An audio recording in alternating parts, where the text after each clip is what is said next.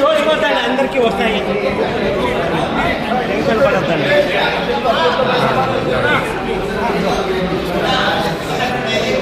ఏ camera అయ్యో Nagendra cut చేస్తాం అతను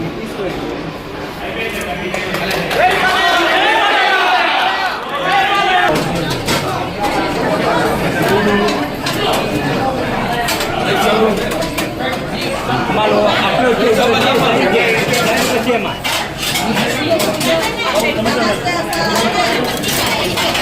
మనం వచ్చేస్తే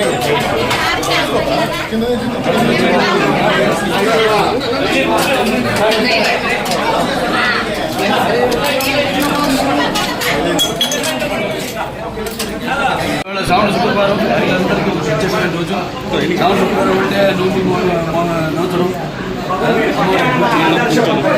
అలాగే ఈరోజు నిన్న స్వాతంత్ర దినోత్సవం రోజు అక్కడ మా బసవతారక ఎండోమెట్రిక్ క్యాన్సర్ హాస్పిటల్ ఏదైతే అమ్మగారి పేరుతో ఉందో అండ్ రీసెర్చ్ ఇన్స్టిట్యూట్ హైదరాబాద్లో మేము అక్కడ జెండా ఎగురవేయడం జరిగింది.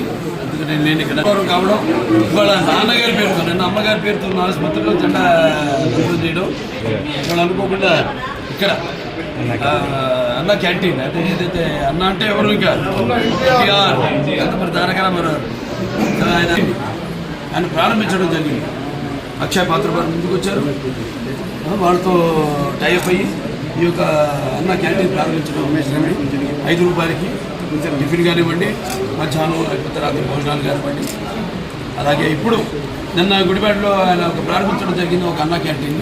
ఇవాళ రాష్ట్రం మొత్తం 100 క్యాంటీన్లు, 99 క్యాంటీన్లు ఇవాళ ఈరోజు అంటే 99 100 క్యాంటీన్లు. ఇంకా అంచెల వారీగా రాష్ట్రం అంతా కూడా ఈ యొక్క విస్తరించి ఈ యొక్క అన్న క్యాంటీన్ని ఎలాగైతే పూర్వం అలాగే ఈ అన్న క్యాంటీన్ని నడపడం జరుగుతుంది.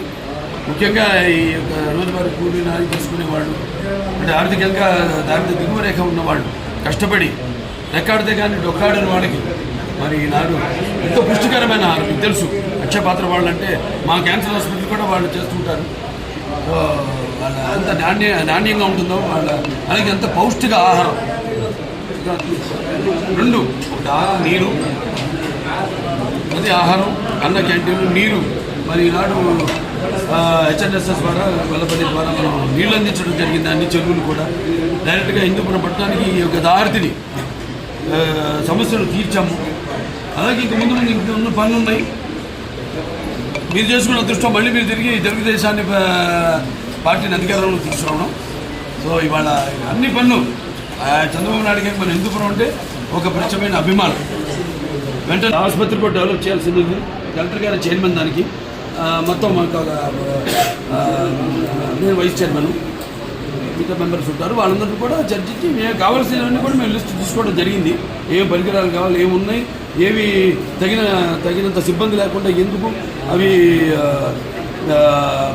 పనికిరాకుండా ఎందుకు పనికిరాకుండా పోయినాయి, వాడకుండా పోయినాయి, అవన్నీ కూడా చర్చించడం జరిగింది. అవి కూడా త్వరగతిని అన్నీ కూడా భర్తీ చేసి పూర్వ వైభవం మన ఆసుపత్రికి కూడా తీసుకొస్తాం. కలెక్టర్ గారికి ఈ సభాముఖంగా నా ధన్యవాదాలు తెలియజేసుకుంటున్నాను.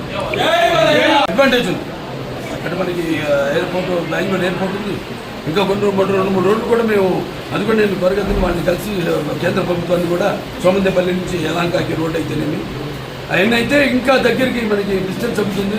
తుమ్ముకుంట మీదకి వెళ్తుంది. ఏదైతే నాన్నగారు అప్పుడు భాషాముఖ వాడను ప్రారంభించారో ఇలా అన్నీ కూడా అంటే ఏమి లేదు సార్, ట్రాన్స్పోర్టేషన్ అన్నీ కలిస్తేనే జనం బ్రాండ్ ఉంది, చంద్రబాబు నాయుడు గారి బ్రాండ్ ఉంది.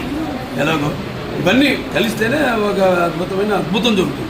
సో అద్భుతం త్వరగతిన చేస్తామని ఈ సందర్భంగా తెలియజేస్తాం.